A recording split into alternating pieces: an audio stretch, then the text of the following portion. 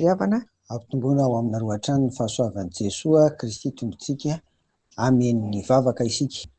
Misaotranao izay ry Tompo Raineza ny an-danitra ho, satria isan'andro dia asehonao aminay ny vokatry ny famindram-po sy ny fitiavanao, ka nomezanao anay hatrany ny tombon'androm-pahavelomana.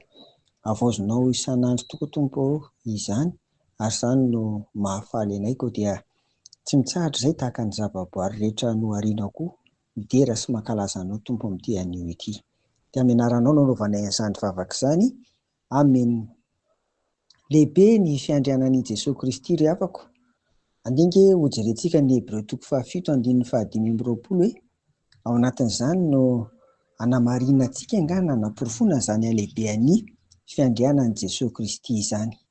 Hebreo 7:5-20 vakina amin'ny anaran'i Jesosy.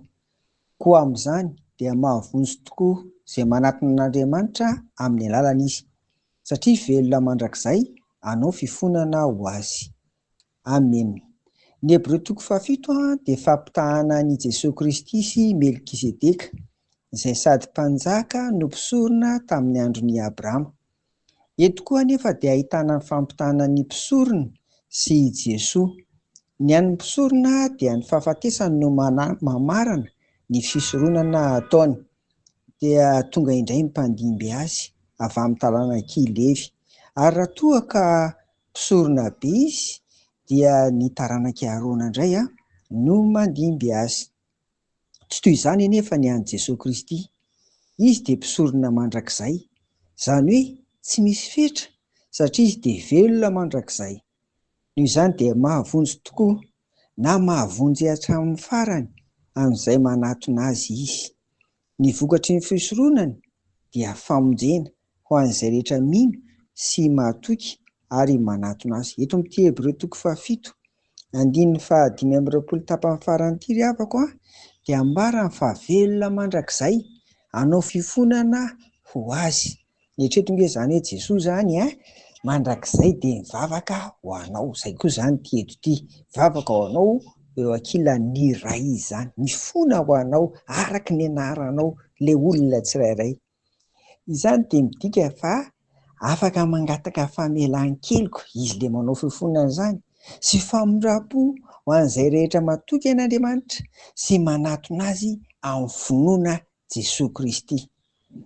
Ho aho manokana ry havana dia tena lasa ny saiko ary manontany tena fa mba iza loatra moa ary izaho ity no ivavahan'ny Tompo tahaka an'izany, ivavahan'i Jesosy tahaka an'izany, angatahany fifonana sy famelan-keloka eo ankilan'ny ray raha toa manatona azy. Fitiavana lehibe izany ry havana ary famonjena tanteraka. Noho izany dia lehibe ny fiandrianan'i Jesosy, ary izany lehibe amin'ny fiandrianana izany no ahafahany manatanteraka an'izany.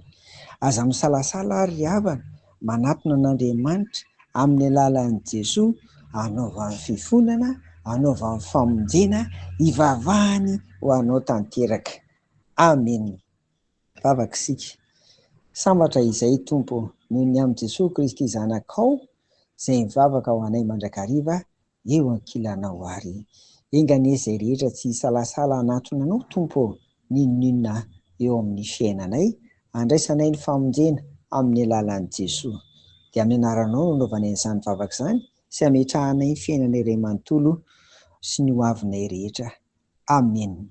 Dia ho aminareo hatrany ary havana ny fiadanan'i Jesosy. Amen.